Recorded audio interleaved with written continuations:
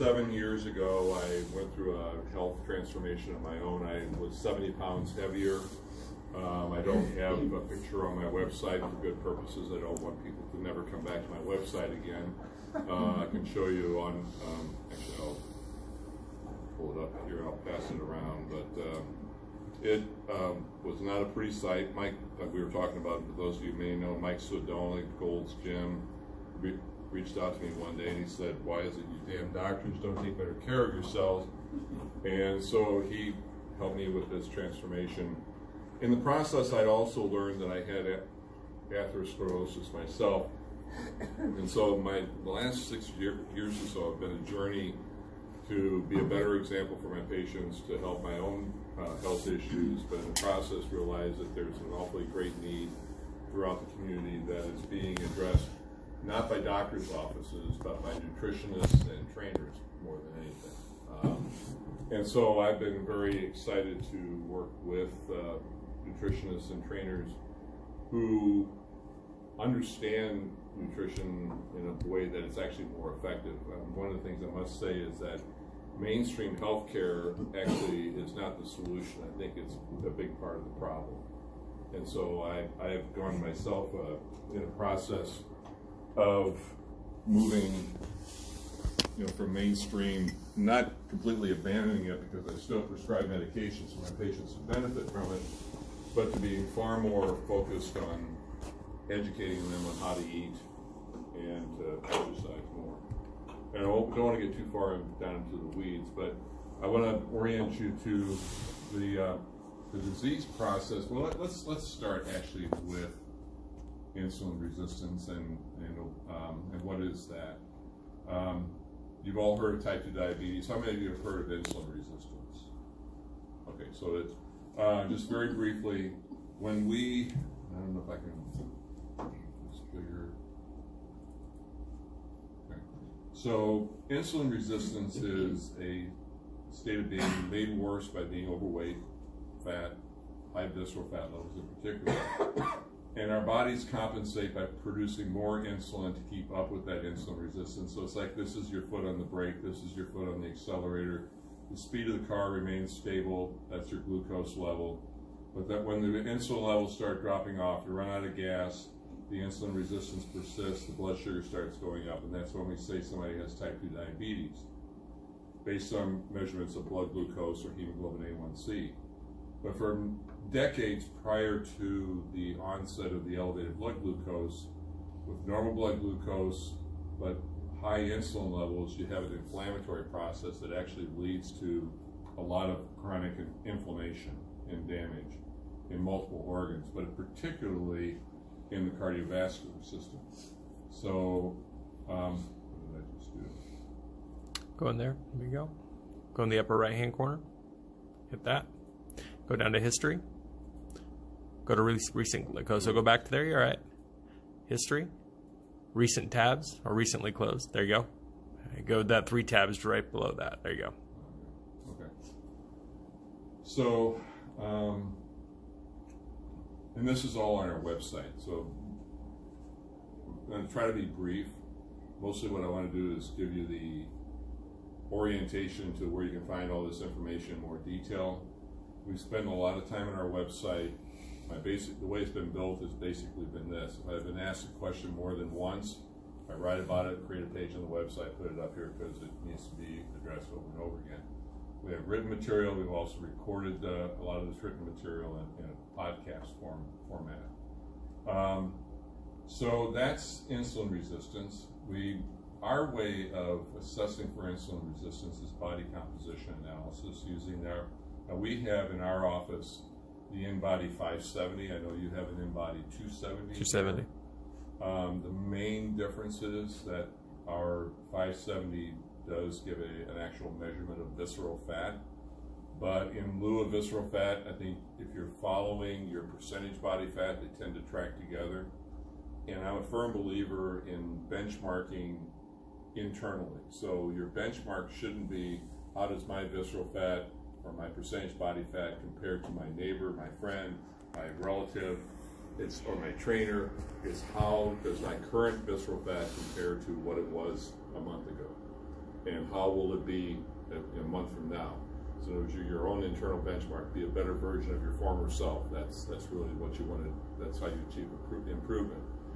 But everybody in our office comes to see our InBody 570, I call it the judge.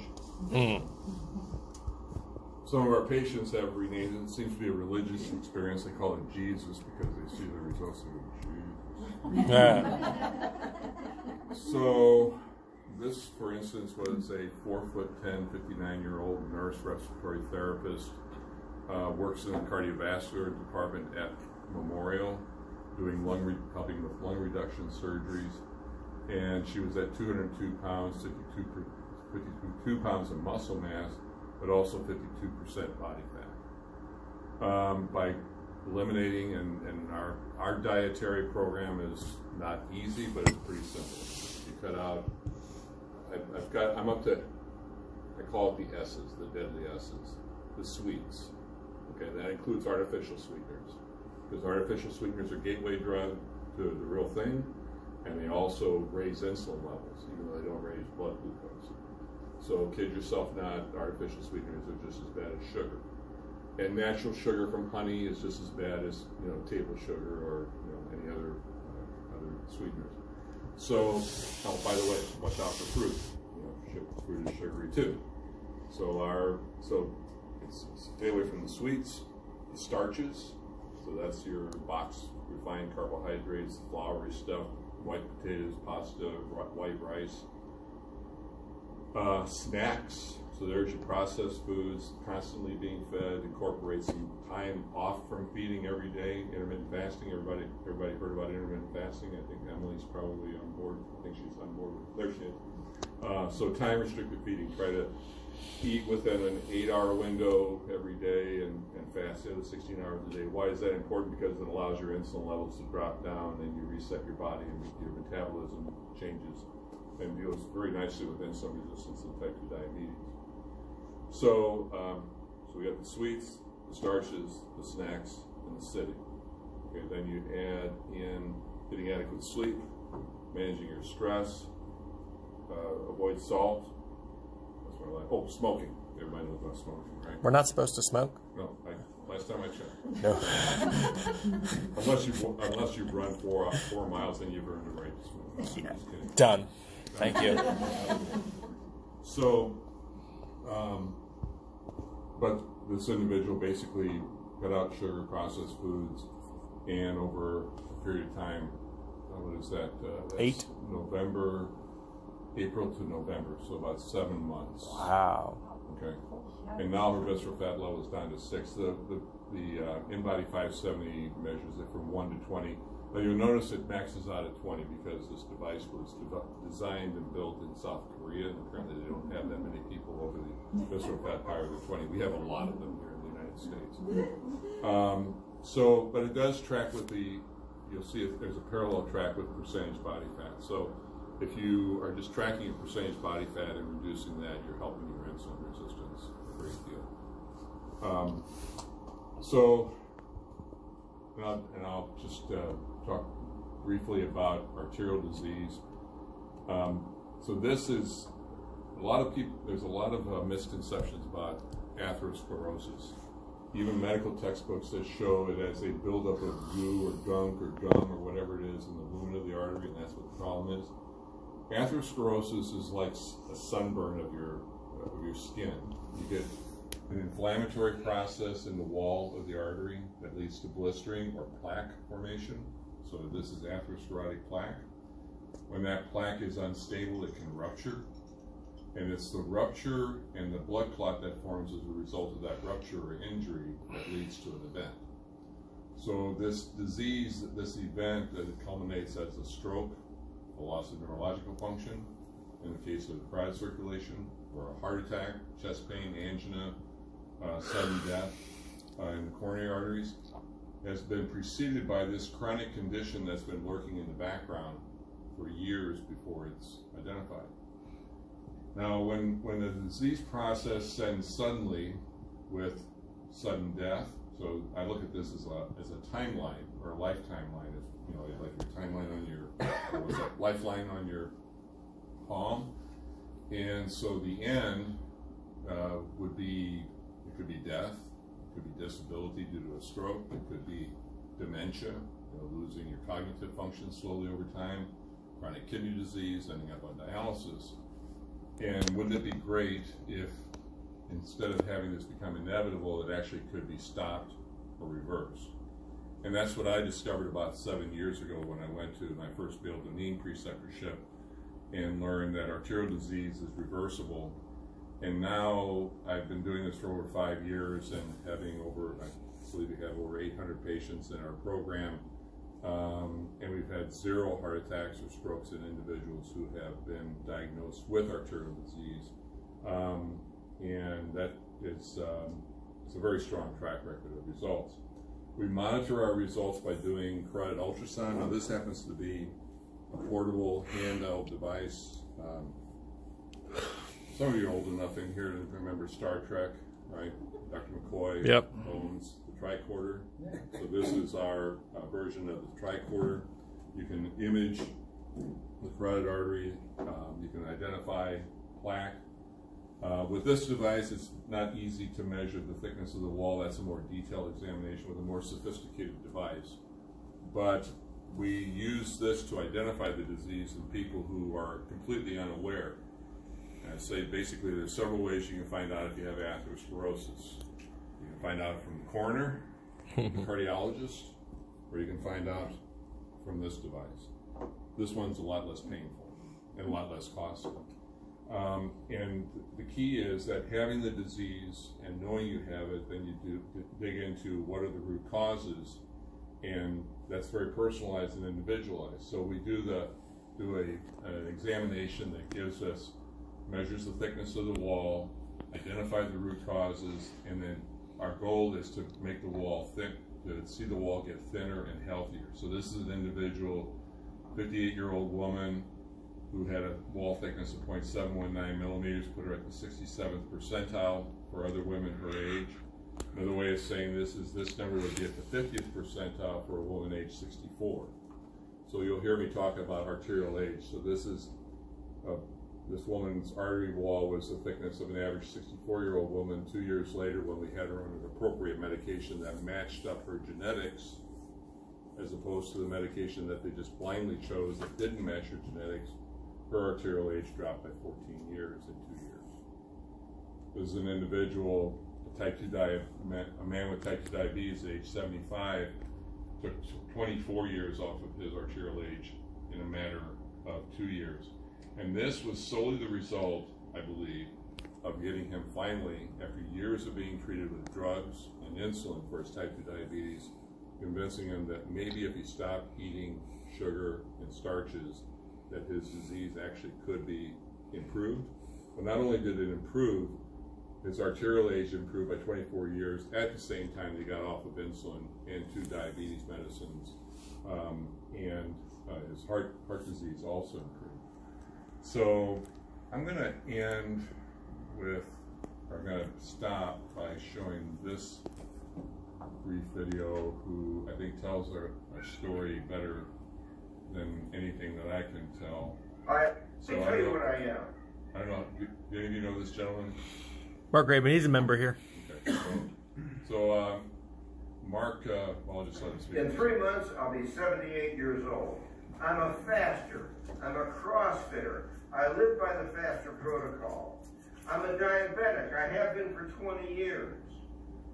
Since being on the protocol, and since being a faster, and since being a CrossFitter, I have lost 40 pounds. I'm off of my insulin. I'm off of my 3 oral diabetes meds. I'm off of 2 of my high blood pressure meds. I have more energy and more get up and go. I just finished a 4-day, 500-mile bike ride in honor of and raising money for our fallen military heroes. I could not have done that a year ago. There is no way. My energy level is up. I'm healthy. I'm resilient. I'm cured. Why am I telling you this? I don't want you to be me. I want you to follow my lead. I want you to be cured.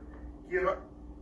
So Off the couch. about a year ago, Logan and I have been trading stories about Mike Sodolnik and Gold's Gym and CrossFit Instinct. Mike was the one who helped me turn my health around, and Mike said, you know, we're actually curing diabetes. And I said, well, you know, you got to be careful about the word cure. You know, that can get us into a lot of trouble. But I won't go into all the details. But I finally relented, and I said, okay, my practice is called the Center for Prevention, and we're actually going to talk about curing chronic disease, because if you put, let's say cancer, you have cancer, and 5 years later you've got, your cancer is no evidence of residual disease, in remission for 5 years, you tend to think of that as a cured cancer. Maybe that doesn't mean it'll never come back, but it for all intents and purposes is. So when I look back over 7 years, take myself for example, or him, his disease is in remission, off medication, in much better shape, in a durable way. So we actually are, so I rebranded my practice, the Center for Prevention and Cure Chronic Disease is our mission. And the next iteration is, we just got these in the mail today, so we're going to rebrand our practice even further. It's going to be the Cure Center. And our mission is, our focus is on chronic disease. And what we mean by chronic disease, in case it isn't obvious, I use the acronym ADDED: artery disease, diabetes and related diabesity, pre-diabetes, dementia is actually preventable by the same methodologies. Erectile dysfunction, I'm always trying to figure out what would motivate people to help themselves get healthier, and I think erectile dysfunction is probably a pretty good one for at least half the room. And then depression, the last D is for depression. We see an awful lot of improvement in mood and anxiety disorders when we see improvements in health overall.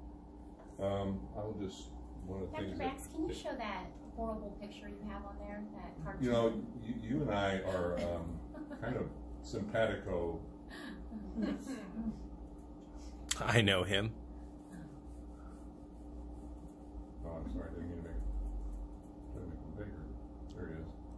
So for those of you who can't see it, there's the Coca-Cola IV tapping on the, not sure what that is. I thought it was a cigarette, but he's actually too lazy to hold his own cigarette. It's actually up here. The food's being piped in from Krispy Kreme, KFC, and McDonald's. Of course, it's got tons of meds to make up for it, but been on the couch so long, it's actually part of it.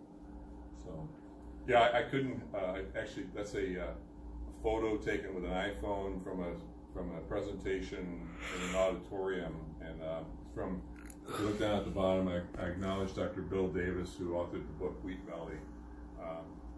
I reached out in a couple of ways to try to get permission to use it. He never answered my call, so I decided I'm going to go with asking for forgiveness if he ever caught on.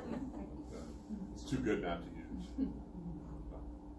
Anyway, all right, thank you for your attention. I'd be happy to answer questions however long we have. Yes, sir.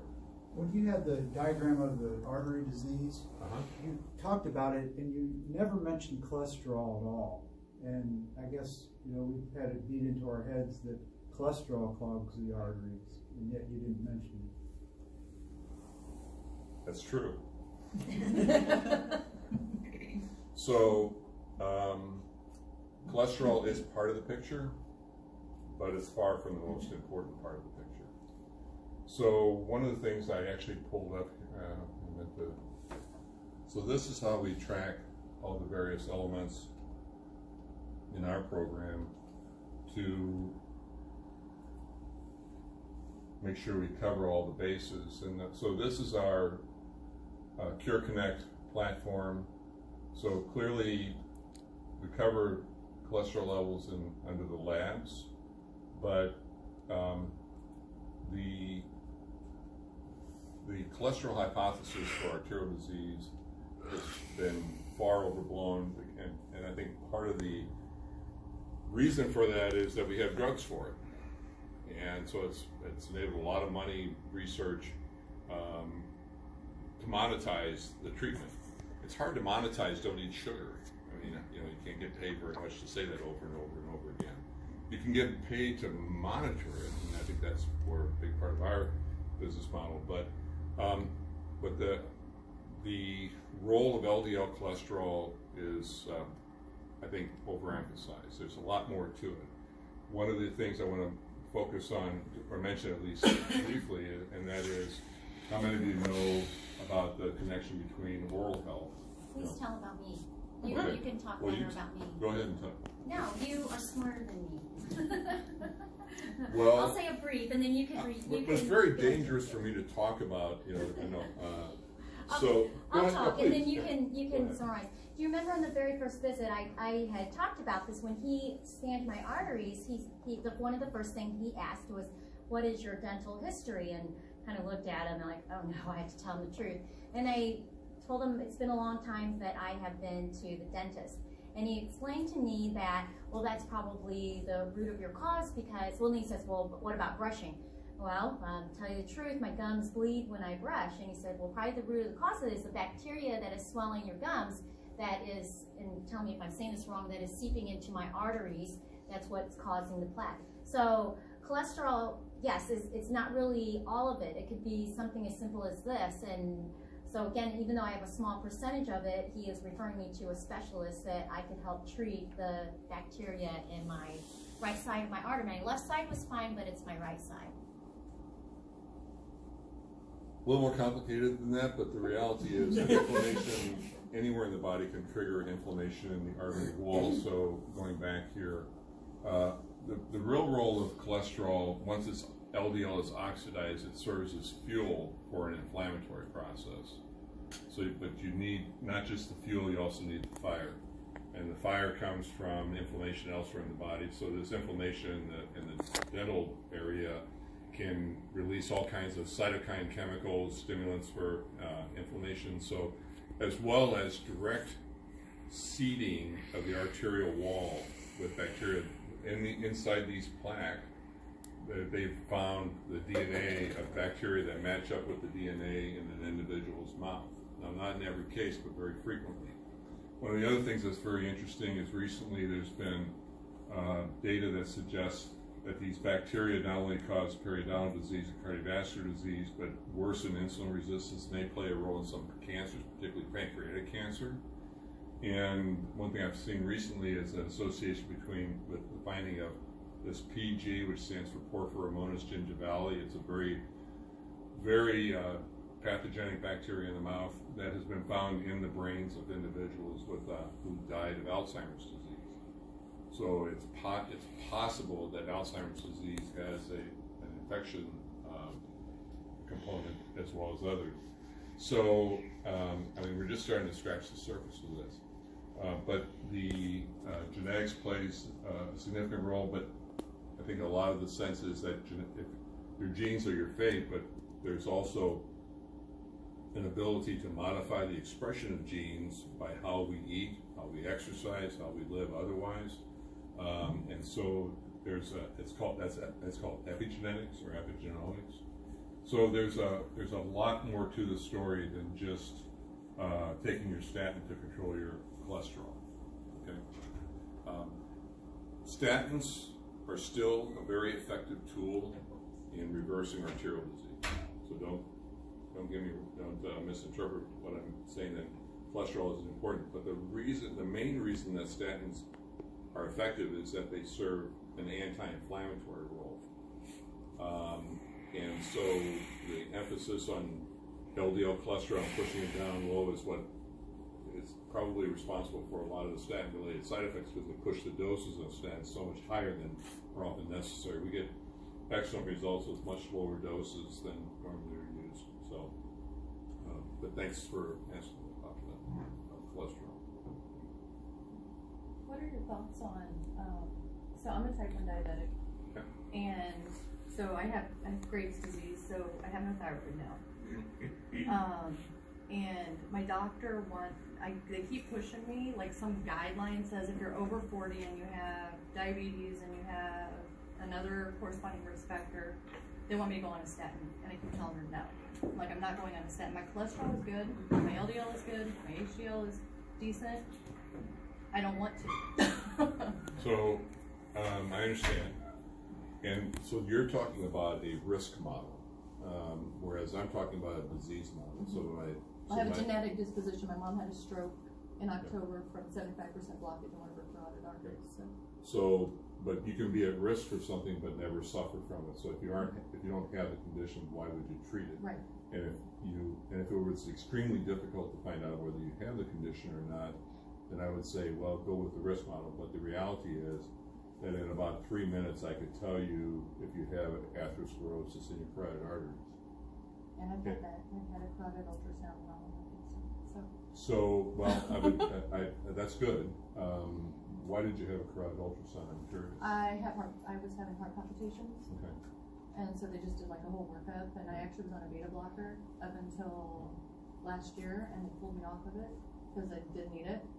So the reason I'm asking these questions is that the typical carotid ultrasound, they won't really report it as abnormal until at least this stage. They consider this to be okay, not because it's not a surgical problem. Most carotid ultrasound, they're looking to see, are you a candidate for a carotid endarterectomy or a stent? And so many of you have seen the ads for Lifeline screening. Anybody had a Lifeline screening? They look for this condition, but their model is, so I had one done after knowing all my condition just to see what they would do. So they said, you got a little bit of plaque here, but nothing to worry about. A year later, I get a call back. We think you should come back in for another screening because you have plaque. It's very important to watch that. And my response was, well, I'm actually actively working to reverse it. It's my livelihood, my business. I'm pretty expert at it. I'm not going to continue. So, but they will watch you until you have disease bad enough to operate on it. And if you don't have a heart attack or stroke in the meantime, if you're looking at it. So, what I would say to you is what I would want to know in your case is how does your artery wall thickness compare to other women your age? If your arterial age is far advanced compared to your chronological age, then maybe that conversation about statin is worthwhile. But if you're doing well without it, why would you take what in essence is a poison without eating it? So our protocol, just for what it's worth, we actually have kind of a stepwise protocol where we do a screening using the carotid ultrasound and the in-body. If we don't find disease in the carotid ultrasound, coronary artery calcium score would be worthwhile doing if you're how old are you? 48. So if you're a 48-year-old type 1 diabetic, your risk of having arterial disease is pretty high. But if you've not had a carotid intermediate thickness measurement, arterial age, or coronary calcium score, those are two tests that would help to stratify, do you have disease? And then if you had disease, then you can make a stronger case for treating it more proactively. If you don't have disease, I would just keep watching it. But one of the points I would make is that the big difference between type 1 diabetes and type 2 diabetes, you're the minority, you're type 1, you're about 10% of people with diabetes. The commonality is high blood glucose. But you have high blood glucose because you don't make insulin. I had borderline high blood glucose because I was resistant to insulin and I made too much insulin. So that's a totally opposite. The dietary program that works for you, typically 3 meals a day, 3 snacks, and insulin, I don't know if you're on a pump, and most people are on pumps now, but in the old days with long-acting, short-acting insulin, you had to time the meals and all that jazz, is actually, they transplant that nutrition program for the type 1s and apply it to the other 90% that are type 2s. And in the process, they made everybody even worse. It almost, the more I say it, the harder it is for me to swallow it because it almost becomes scandalous. How in the world could we do this? How could we be so stupid, quite frankly, to understand the disease process and apply treatments that we predictably knew would make it worse? And I think the answer is that you'd like to think there's a lot more intellectual rigor around science and medicine, than there is, but there isn't. There's a lot of politics, there's a lot of big business, you've got food, big food, you've got big agriculture, you got big medicine, devices, and even insurance is all dependent on the big business of chronic disease. So to say we can make it go away isn't necessarily the most welcome message to those that are benefiting from it. In fact, I wouldn't be surprised if some of us here in the room are working in that industry and getting our salaries from it, like me beside myself. So we all have to recognize that our own best interest is in eliminating this disease to the greatest extent possible, and it is curable to a greater extent than what we are told by the mainstream way of thinking of things. You actually put that on. You're not going to put that out in there. Well, we usually do, after we have our learn session, I do a recap and making sure that I will put your website on there, and there's so many tabs on there, as you can see. I love his website. I have learned a lot from his website. He's very detailed on a lot of things, so I strongly suggest when I send it to take a look at it. And for non-readers there's that podcast tab I'm looking at. Yes. I'm like, okay, so I like to read. I'll spend a few days here, but I like to listen to, and I like to do both. We can cure chronic disease. Humans historically died of obesity, hypertension. That's recorded by somebody who's just in love with the sound of their own voice. And then also, I've been told I have a voice and a face for radio. So. And then if you have any questions, you could always reach out to Dr. Bax. I believe you said you have a questionnaire or something just in case. So, if you are interested in having a consultation, we generally point you in this direction to do a registration, and there you can give us your demographic information. There's some basic information requested about your health history. It helps us get started to know how best to tailor your first visit, whether you benefit from a screening or an actual consultation. So for instance, if you're somebody who's already had a heart attack and a stent, you don't need to be screened. We know you have disease. You need our help in reversing it and monitoring your disease. But if you're worried because a family member had a heart attack or a stroke, and you want to know if you're at risk, then the screening is the way to start. So that's why we do this. And it's a very good preventive measurement. I mean, I would never have known, and especially how serious it is with my gums. So I'm pretty grateful that I had it done. This out here is just makeup, but really, what are you like on the inside? So I'm grateful I had one. So, you mentioned a stent. yeah. Now I know what they are. A stent to me now seems like a Band-Aid on a severe cut. Because if you're talking the disease right there, doesn't a stent just push that open and compress all of that? Yep. So Yeah, it is a Band-Aid. It's duct tape. Right, so you really haven't changed anything, you just kind of compressed it. Right. Because it can form in other areas too. Yeah, I just took care of it right there. There's another 25,000 miles worth of vessels that are still at risk. So it's a systemic problem. So yeah, it's a stent is a life-saving procedure if everything else has failed. Okay, but it's not a solution. It doesn't solve the underlying disease process. Well, it just seems like I hear a lot more people just going in and getting a stent, but they're not changing anything in their life, they're just getting a stent. If you solve stents, that's good news. Put in stents, you order a bigger boat, But so yeah, you're right. No, you're absolutely correct. I work on the cardiac ward at St. John's, and you don't know how many times we've had patients come in because their stents have collapsed, or a couple months ago I had one patient who had 5 stents in the same spot. No, with all After being stented up, in all fairness, we need people who fix the roads, and we need people who design better cars. So that, and that's not a great analogy, but the point is, I'm not going to fault the interventional cardiologist. Their job isn't prevention, but I think there needs to be a greater awareness that there is more effective prevention available, and it's a lot less expensive than you might think, and it's a lot less cumbersome than you might think. Most of our Patients are seen 2 to 3 times a year. They have labs drawn and a carotid ultrasound typically every 6 to 12 months to monitor their progress. And the costs are in the hundreds of dollars, not multiple thousands of dollars.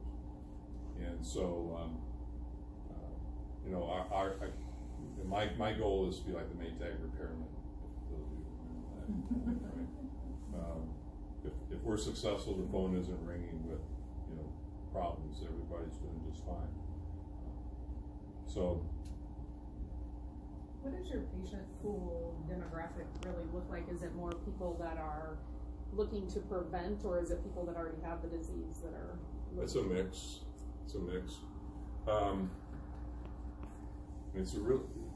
This works best if you have a patient who's motivated, who is engaged in their own improvement and well-being. They have to feel like they're worth it. One of the reasons I put this section on our Cure Card or Cure Connect platform is to what level is an individual engaged or feeling empowered. So this is somebody who walks into my office with a folder full of 3 books, and you know they're challenging me. And by the way, you can't believe everything you read on the internet. And this is her husband who doesn't feel like he's going to, doesn't want to make a single change. But I get the individual to commit. Why would you want to take better care of yourself? Why do you want to be around? You know, and the typical things that pop up. You know, be around to watch my grandchildren graduate from college, get married. All right. I love my work and I want to continue that. Or I want to, you know, have a happy, healthy retirement, or stay out of the nursing home, or be there for my family. You know, but we get them on the record.